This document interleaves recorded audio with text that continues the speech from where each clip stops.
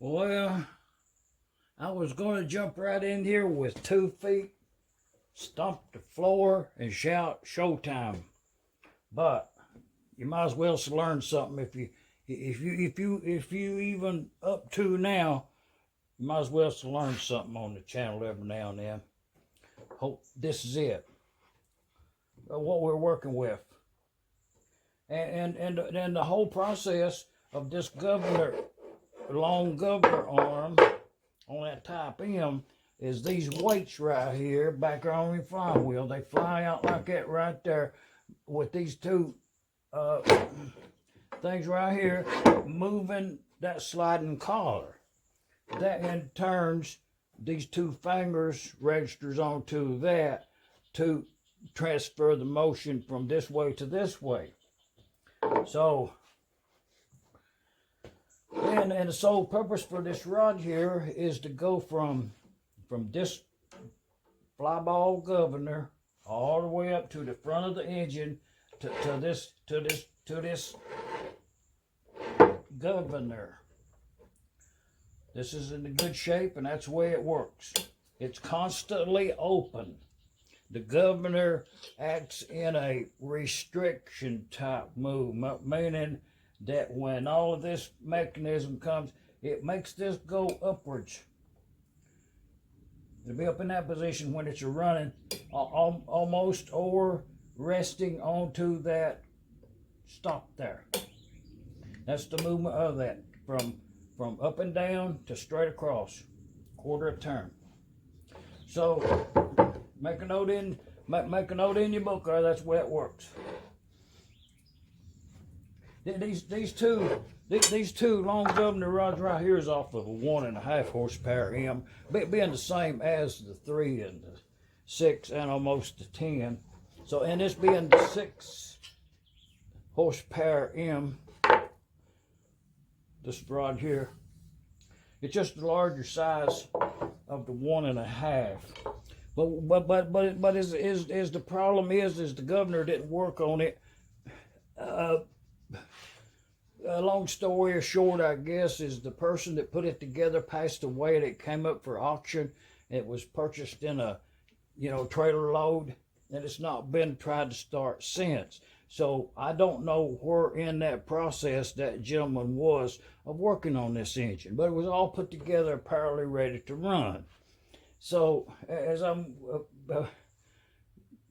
changing the direction of this flapper here, other things come into play as that sliding collar is too tight onto the crank flywheel boss there that it rides on in a free, non-restricted, no restriction whatsoever on that governor collar. But to carry on with it is this long arm here on that 6 horsepower. It don't have any. That's just the way I took it off, and it don't have any flat place on it for the set screw to register on. And looking at it up close, it looks like it's been welded on there, maybe a replacement shaft or something. But the pet peeve, no, it ain't. Something for that blank page in your book there is don't be painting these engines with a bunch of paint where these shafts has to turn. This engine here would have had a real problem of ever having a smooth operation on the governor system just because it was glued together with so much paint. I'm just saying, sometimes that paint ain't your best friend. I'm just saying. I'll get a flat place. I'll get it cleaned up and then we'll look at it.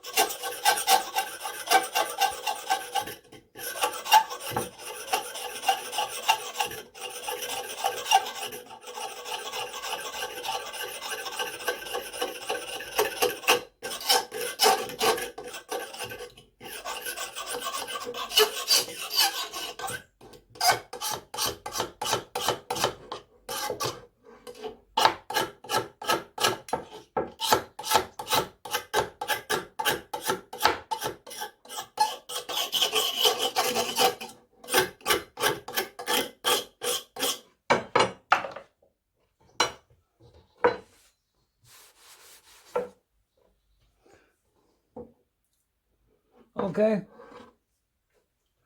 What we're observing is on these two shafts here, there's a flat place right there on the end of this thing. And you can see how many times in the life of this engine that screw has been changed. You know, and also the other one, like it's only been changed 1, 2, 3, 4. There's only 4 set screw, possibly 5. But this would be the length of it on this 6 horsepower. That length will be determined. This is where this goes right up on here like that, and that this right here tightens up, but it needs to have a flat place on there for that set screw to register onto. So that's what I'm going to do now. Is I'm just going to take these two right here. That angle seems like it's a little bit biased to the inside there, lining them up the same way down here on this end. So what I'm going to do is, and it's apparent, if you can see it in the light, the amount of space, like from here to here, that's where this has been adjusted to onto a round shaft. That should have a flat place right there. So I'm not sure if this is original factory. I'm going to clean it up on this end, but you can see how much paint's on there. That's not good. You know, I don't care who did that. That's not good.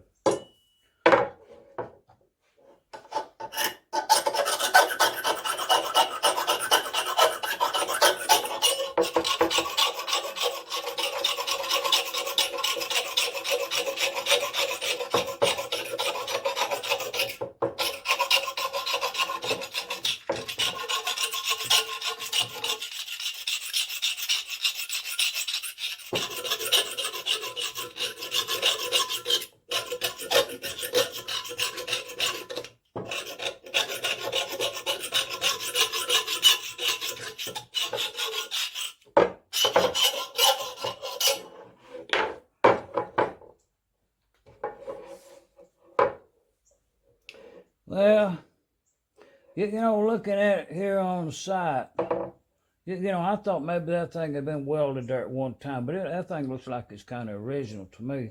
And it does, the patina and all matches the engine, and it has been, this end has been broken off and it's been welded there, and I'm just going to leave it as is. But you can also observe on this little thing right here, all of that paint buildup right there is not good.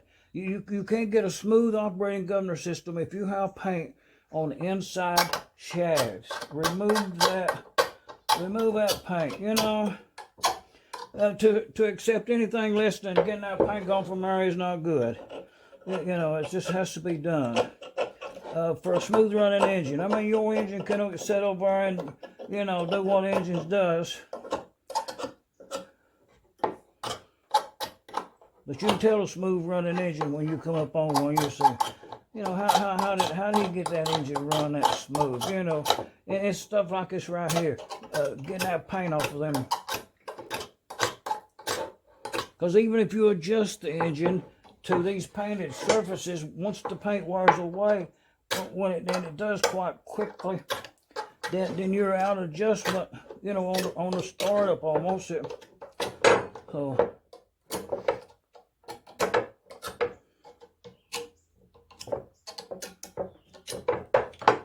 I'll run a little Scotch-Brite around that right.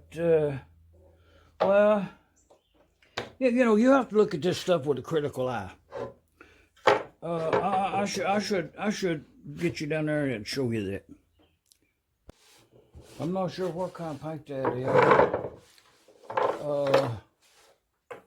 You know, another little something right there.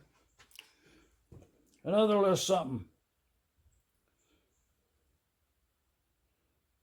Okay. Instead of getting you down there, I'm going to bring you up here.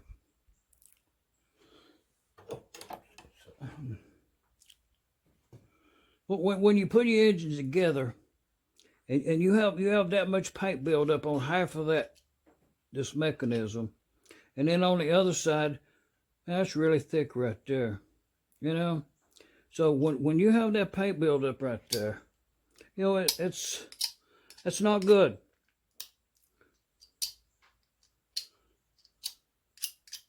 Okay, now see, we got a good shiny surface all the way around there, and I say that paint, you know, it's 10 thousandths, at least 10 thousandths thick, you know, like it was really a glob of paint. And so is this one.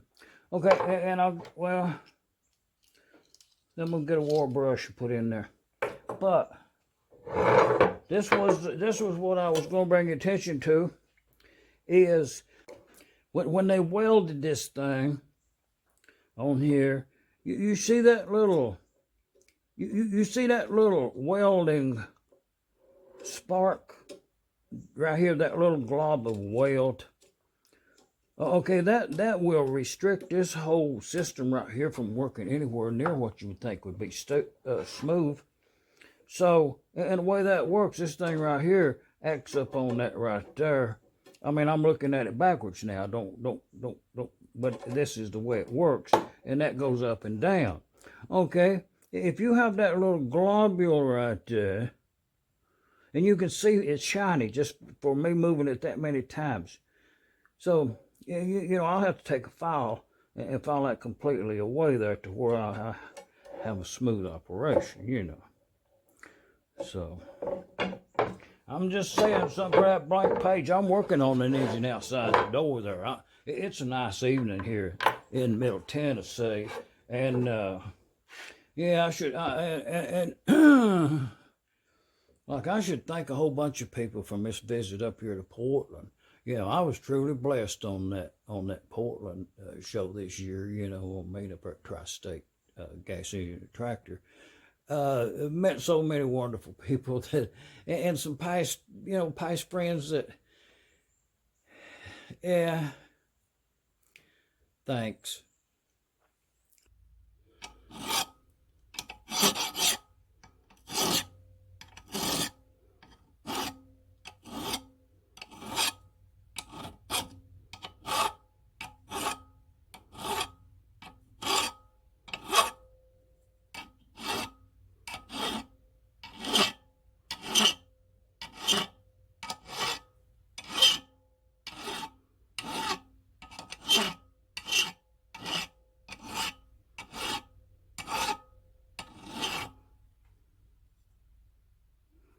As I was filing on this long governor rod for this 6 horsepower Type M, as I was filing, I noticed something. I noticed that on the opposite side of where the weld was at, there's an arc weld, one of them little sparklers that adheres itself to that surface right there. Okay, that surface is where this rod comes up and rotates on that. So depending on where it's at, you know, if it's not good, it's hard to adjust to have a protrusion like that right there. So I get that off there somehow. So sometimes there it went. See, that was all it was holding that on there, you know. But somehow it got through. And it was just, yeah. See, it hardly had no adhesion whatsoever. But now that I got that cleaned up, that looks like original factory surface on that half. So I just have to make the other half, file that weld way down to that level. We'll be good to go.